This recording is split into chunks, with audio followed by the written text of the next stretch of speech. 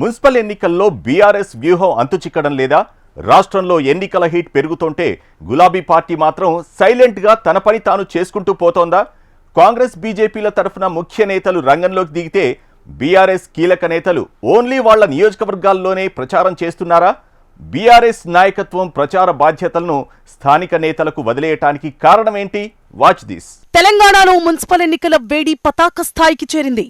ప్రధాన రాజకీయ పార్టీలన్నీ మున్సిపల్ ఎన్నికల్లో గెలిపే లక్ష్యంగా సర్వశక్తులు ఒడ్డుతున్నాయి. జాతీయ పార్టీలు కాంగ్రెస్ బీజేపీలు ఇప్పటికే ఎన్నికల ప్రచారంలోకి దూకాయి. ఇదే సమయంలో ప్రధాన ప్రతిపక్షం బీఆర్ఎస్ లో కొంత నిరాశ నిస్పృహలు నెలకొన్నాయట.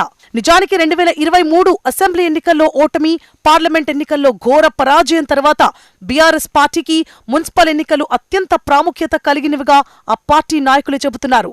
దీంతో ఈ ఎన్నికలను బీఆర్ఎస్ అత్యంత ప్రతిష్టాత్మకంగా తీసుకుంటుందని బీఆర్ఎస్ నేతలు, ఆ పార్టీ కార్యకర్తలు భావించారు. అయితే అందుకు భిన్నంగా బీఆర్ఎస్ నాయకత్వం మున్సిపల్ ఎన్నికలను పూర్తిగా ఇన్ఛార్జీలు, స్థానిక నాయకులకు వదిలేసిందనే చర్చ జరుగుతోంది. అభ్యర్థుల ఎంపిక దగ్గర నుంచి వాళ్లకు బీఫామ్లు ఇవ్వడం, ప్రచార బాధ్యతలు అన్నింటినీ స్థానిక నాయకులకే వదిలేశారు. దీంతో బీఆర్ఎస్ నాయకులు, క్యాడర్లో అయోమయం నెలకొందట. బీఆర్ఎస్ అధినేత కేసీఆర్, ముఖ్య నేతలు కేటీఆర్, హరీష్ రావు సభా సమావేశాల్లో పాల్గొంటారని, కాంగ్రెస్ కు ఏమాత్రం తీసిపోని విధంగా ప్రచారంతో హోరెత్తిస్తారని ఆ పార్టీ క్యాడర్ భావించిందట.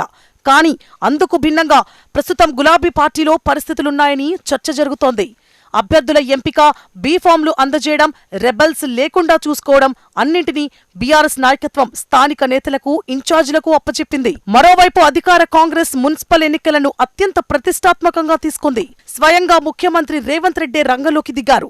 విదేశీ పర్యటన నుంచి వచ్చి రాగానే పీసీసీ అధ్యక్షులు, మంత్రులతో సీఎం రేవంత్ రెడ్డి సమీక్ష నిర్వహించారు. మరోవైపు అభివృద్ధి పనుల పేరుతో సీఎం జిల్లాలను చుట్టేస్తున్నారు. మున్సిపల్ ఎన్నికల్లో 75% స్థానాలను గెలుచుకుంటామని మంత్రులు సవాల్ విసురుతున్నారట.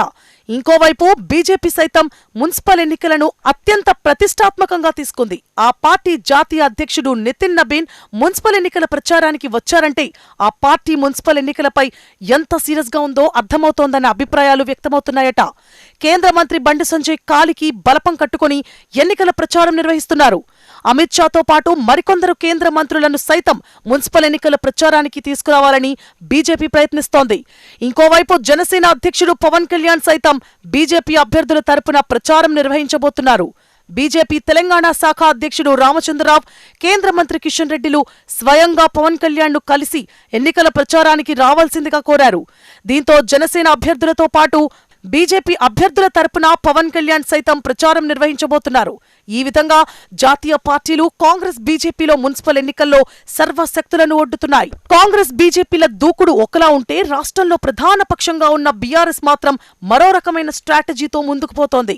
పార్టీ సీనియర్ నాయకులకు లోకల్ గా బాధ్యతలిచ్చి వారితో ఉమ్మడి జిల్లాల వారీగా ప్రచారం చేస్తున్నారట. ఈ నేపథ్యంలో ఎన్నికల స్కెడ్యూల్ కంటే ముందే ఉమ్మడి జిల్లాల వారీగా పార్టీ నేతలతో కేటీఆర్ సమీక్షలు, సమావేశాలు నిర్వహించారు.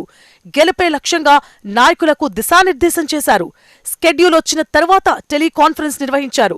ఎప్పటికప్పుడు ఇన్ఛార్జీల నుంచి ఫీడ్బ్యాక్ తీసుకుంటున్నారట. వాస్తవానికి మొన్నటి వరకు ఫోన్ ట్యాపింగ్ కేసు విచారణలతో బీఆర్ఎస్ నాయకత్వం బిజీగా ఉంది. ప్రస్తుతం సిట్ విచారణలు ముగిశాయి. దీంతో గులాబీ అగ్రనేతలు తెర వెనుక ఉండి దిశానిర్దేశం చేస్తూ నడిపిస్తోండగా బీఆర్ఎస్ మాజీ మంత్రులు ఆయా జిల్లాల్లో ప్రచారం చేస్తున్నారు. అయితే ఎన్నికల్లో గెలుపు కోసం ఈ మాత్రం ప్రణాళికలు సరిపోతాయా అని కారు పార్టీ క్యాడర్లో కొంత సందేహాలు, అసంతృప్తులు వ్యక్తమవుతున్నాయట. ఓవైపు కాంగ్రెస్, బీజేపీ భారీ బహిరంగ సభలు పెడుతున్నారు. బీఆర్ఎస్ మాత్రం సైలెంట్ గా పనిచేసుకుని వెళ్తోందట. మున్సిపల్ ఎన్నికల ప్రచార బాధ్యతలను స్థానిక నాయకులు చూసుకుంటారని కేటీఆర్ స్వయంగా చెబుతున్నారు. సొంత నియోజకవర్గం సిరిసిల్ల మున్సిపాలిటీకి మాత్రమే కేటీఆర్ పరిమితమయ్యారన్న చర్చ జరుగుతోంది. ఇదే సమయంలో మరో ముఖ్య నేత హరీష్ రావు మాత్రం ఉమ్మడి మెదక్ జిల్లాలపై పూర్తి స్థాయిలో ఫోకస్ పెట్టారట. జిల్లాలో మెజారిటీ స్థానాల్లో గెలిపే లక్ష్యంగా హరీష్ రావు ప్రచార బాధ్యతలను తీసుకున్నారు. మిగతా ఉమ్మడి జిల్లాల్లో ఆ జిల్లా సీనియర్ నాయకులు ప్రచారం చేస్తున్నారు. గ్రామ పంచాయతీ ఎన్నికల్లోనూ బీఆర్ఎస్ అగ్రనేతలు పెద్దగా ప్రచారం చేయలేదు. ఎన్నికల బాధ్యతల్ని, అభ్యర్థుల ఎంపికను స్థానిక సీనియర్ లీడర్లు, తాజా, మాజీ ఎమ్మెల్యేలకు అప్పగించింది. పల్లె తీర్పు మాత్రం కారు పార్టీకి ఆశాజనకంగానే వచ్చాయి. దాదాపు 35 నుంచి 40% మధ్య గ్రామ పంచాయతీలను గెలుచుకుంది. కారు పార్టీ అగ్రనేతలు ప్రచారం చేయకపోయినా మంచి రిజల్ట్స్ రావడంతో ప్రభుత్వంపై ఉన్న వ్యతిరేకత ఈ రూపంలో కనిపిస్తోందని ఆ పార్టీ నేతలు చెప్పుకున్నారు. ఇప్పుడు మున్సిపల్ ఎన్నికల్లో అలాంటి స్ట్రాటజీతోనే వెళుతోందా? గెలుపు బాధ్యతల్ని స్థానిక లీడర్లకే అప్పగించి ఎప్పటికప్పుడు మానిటరింగ్ చేస్తూ దిశానిర్దేశం చేయాలని చూస్తోందా అన్న అభిప్రాయాలు వ్యక్తమవుతున్నాయి. మొత్తానికి మున్సిపల్ ఎన్నికల్లో త్రిముఖ పోటీ ఉండేలా ఉంది. మరి ఏ పార్టీ ఎన్ని మున్సిపాలిటీలను గెలుచుకుంటుందో వేచి చూడాలి.